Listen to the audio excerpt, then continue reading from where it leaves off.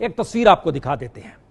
हिंदुस्तान की इस तस्वीर में दरअसल 5 राज्य ऐसे हैं, ये गिराया जाए, ये 5 राज्य ऐसे हैं जिसमें इन 5 राज्यों में किस स्थिति में यहां पर बूंद बूंद पानी को तरस रहे। इस बात का जिक्र हमको इसलिए करना पड़ा, सैटेलाइट से एक तस्वीर ली गई, उस सैटेलाइट में पृथ्वी की पूरी तस्वीर आई। उस पृथ्वी में 4 देशों के नाम थे। यहां पर मुश्किल आने वाली है, संयोग से भारत का भी उसमें नाम था। तो आइए शुरुआत वहीं से करते हैं, इसके बाद इन 5 राज्यों में चलेंगे।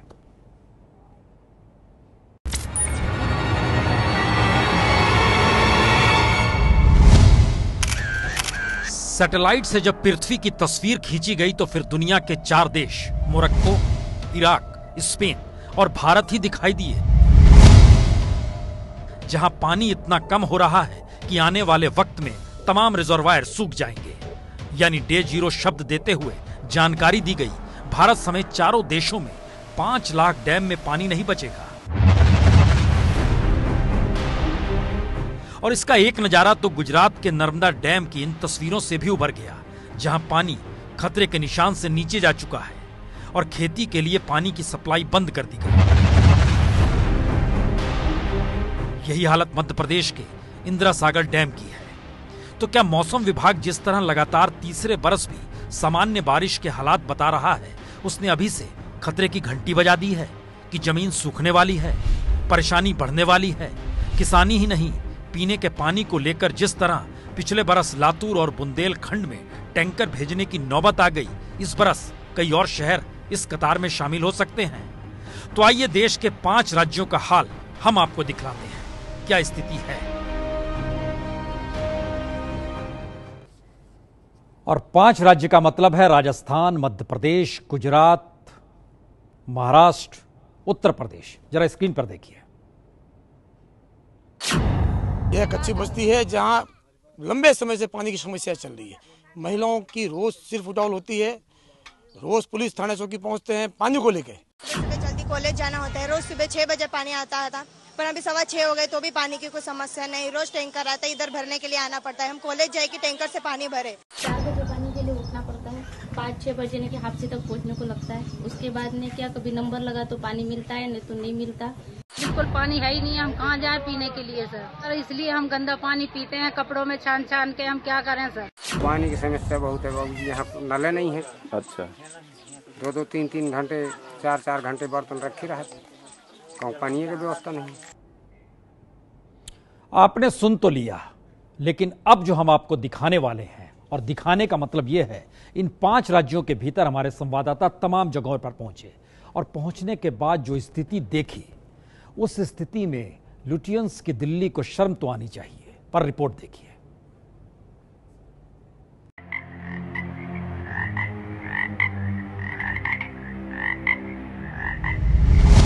अपनी स्क्रीन पर इस तस्वीर को देखकर आपको उबकाई आ सकती है, लेकिन जब आप इस तस्वीर का सच जानेंगे तो शायद आपके हलक से पानी की एक बूंद भी उतरना मुश्किल हो जाए।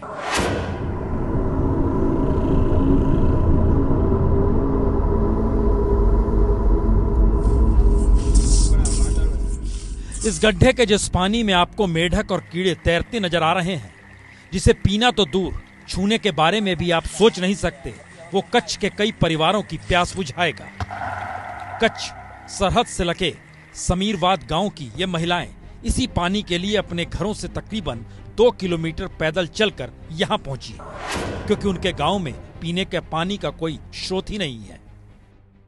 यहाँ पर सरहदी गांव में किसी प्रकार का कोई इंफ्रास्ट्रक्चर नहीं है, नहीं सरकार की पानी की कोई पाइपलाइन है, नहीं कोई पानी आता है, और उसी के कारण ये महिलाएं यहाँ पर मजबूर होती है इसी तरीके से पानी भरने के लिए। कहा जा रहा है कि इस बार गुजरात में पानी की किल्लत इस तरीके से सामने आ रही है कि जिसके कारण आने वाले गर्मियों के मौसम में सबसे ज्यादा दिक्कत कच्छ और बनासकांठा में होने वाली है। और ये तस्वीर उसी वाइब्रेंट गुजरात की ही है जिसे देश में विकास के मॉडल के तौर पर पेश किया गया, लेकिन विकास की इस कहानी की हकीकत आपके सामने है।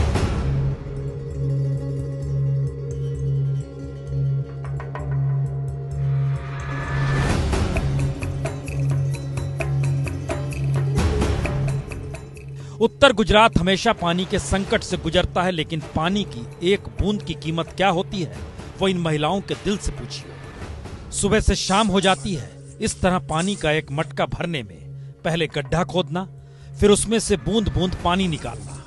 कोठारपुरा गांव की महिलाएं रोज चिलचिलाती धूप में इसी तरह पानी का इंतजाम करती हैं। ऐसे कई गांव से तस्वीरें सामने आ रही है कि नदी का जो पट है वहां पर महिलाएं इसी तरह के गड्ढे खोदकर पीने का शुद्ध पानी निकालने की कोशिश करते हैं। सरकार का दावा है कि नर्मदा का पानी गुजरात के हर कोने तक पहुंचाया जा रहा है, लेकिन ये तस्वीर बयां कर रही है कि कहीं ना कहीं सरकार के दावे खोखले साबित हो रहे हैं। अभी गर्मियों की शुरुआत ही हुई है और गुजरात में पानी का बड़ा संकट खड़ा हो चुका है। उत्तर गुजरात के कच्छ, पाटन और बनासकांठा में 60% इलाके सूखे की चपेट में आ चुके हैं। गांव के तालाब और कुएं सूख चुके हैं। पानी के लिए महिलाओं और बच्चों को घंटों चलना पड़ता है। उसके बाद भी पानी नसीब हो ही जाए ये जरूरी नहीं, पर जो नसीब होता है उसे जानवर भी ना पिए ऐसा पानी। तो गुजरात के बाद देखिए राजस्थान का हाल। नन्ही सी उम्र में अपने दोनों हाथों में पानी के बर्तन संभालने की कोशिश करता ये मासूम अपनी माँ का हाथ पटा रहा है, क्योंकि इनके पास दूसरा कोई रास्ता नहीं। जोधपुर के इस गांव में अगर जीना है तो पानी चाहिए, और पानी चाहिए तो उसके लिए तपती गर्मी में घंटों चलना पड़ता है, तब जाकर मिलता है कोई एक नल। इसमें भी पानी आ जाएगा पता नहीं। फिर भी पानी की एक बूंद की उम्मीद में ये महिलाएं और बच्चे बाकायदा लाइन लगाकर इंतजार करती हैं और कई बार खाली हाथ ही लौट जाती हैं।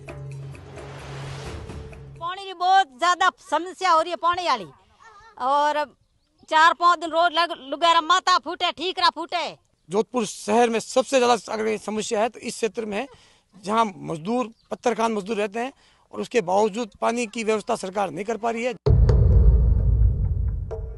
यही हाल राजस्थान के बीकानेर का है।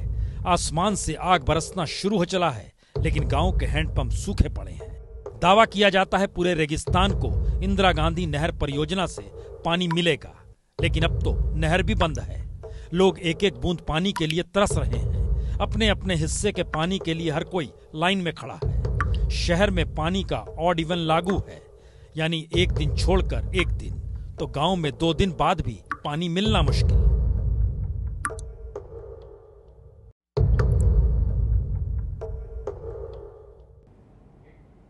इन तस्वीरों को देख रहे हैं तो कुछ सवाल जहन में उठ रहे हैं। अक्षय तृतीया आ रही है, लोग सोना खरीदते हैं, लेकिन दक्षिण भारत में पानी का संकट कुछ ऐसा है कि पिछले बरस भी अक्षय तृतीया के दिन पानी की पूजा की गई, क्योंकि साल भर पानी तो मिलता रहे। एक स्थिति यह है। दूसरी स्थिति आपके जहन में इस सवाल के साथ आनी चाहिए कि आपके पास कितना भी पैसा हो, एटीएम से पैसा निकल रहा हो, लेकिन अगर आप खिलवाड़ कर रहे हैं तो ये पानी कैसे मिलेगा आपको? ये सारे सवाल आपके जहन में जरूर आने चाहिए।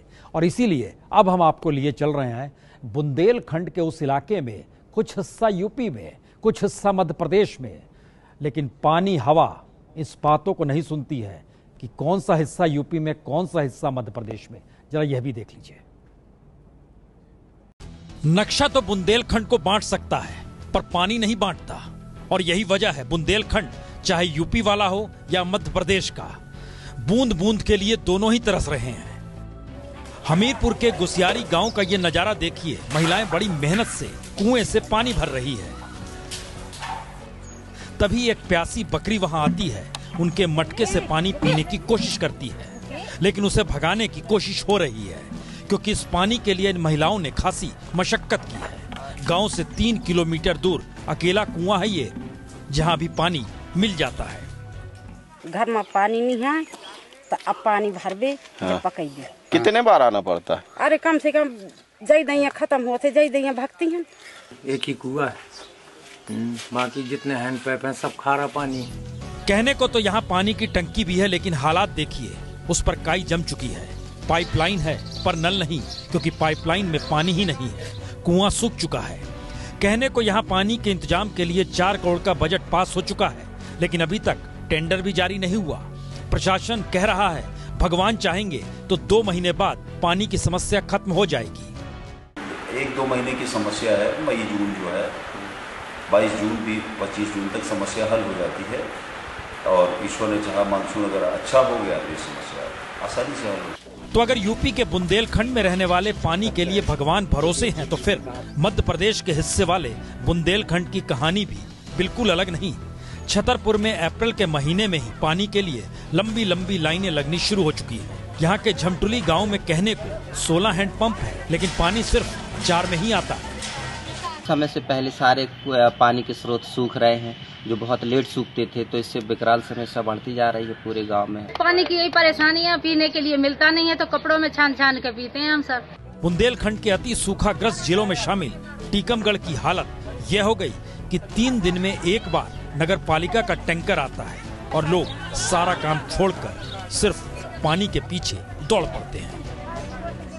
और बुंदेलखंड से हटकर हम आपको लिए चलते हैं महाराष्ट्र के यवतमाल में। पहचान यही, सबसे ज्यादा किसान खुदकुशी यही करते हैं। पर जिक्र पानी का है तो देखिए यवतमाल शहर से 30 किलोमीटर दूर असोला गांव। बीते 1 महीने में 4 लोगों की मौत हो चुकी है। वजह गंदा पानी पीते थे, किडनी खराब हो गई। पीने का पानी वही पानी पीते हैं हम, गर्म करके पीते हैं अभी जी। हाँ, पहले से वो पानी की वजह से हो रहा था, वो सब लोग मरने लगे, हमारा भी वो ऐसे हो रहा था, इसलिए हम गर्म पानी पी के पीते हैं। और बीते 2 बरस में दूषित पानी की वजह से गांव में 15 मौत हो चुकी है। दरअसल इस गांव में पुराने कुएं और हैंडपंप के अलावे पीने का और कोई विकल्प है ही नहीं। इसीलिए गांव के ज्यादातर लोगों को दूषित पानी से जुड़ी बीमारियां भी हैं।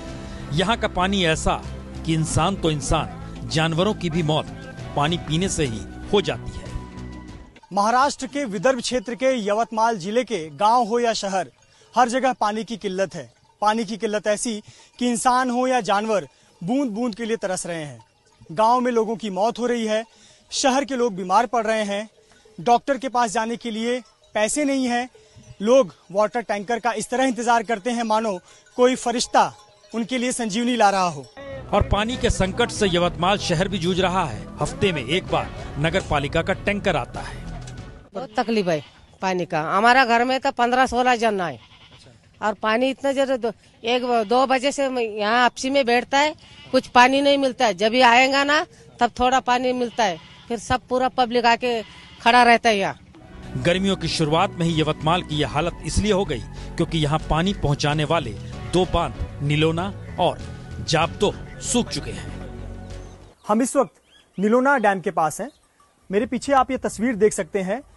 690 करोड़ लीटर की क्षमता वाला यह निलोना डैम है और इस वक्त आप देखें तो यह डैम सूखने की कगार पर है। दूर दूर तक आपको सिर्फ जमीन नजर आएगी और थोड़ी दूरी पर आपको पानी, संचय पानी नजर आएगा, जो कि बहुत कम मात्रा में बचा हुआ है। इतना ही पानी बचा है जो शहर को पानी पिला सके। और यवतमाल में पानी का ये संकट तो सिर्फ अभी शुरुआत है, और अगर मानसून ने जरा भी दगाबाजी की तो फिर हालात होंगे क्या, सिर्फ सोच लीजिए। हर खबर की लेंगे खबर मास्टर स्ट्रोक में रात 9 बजे।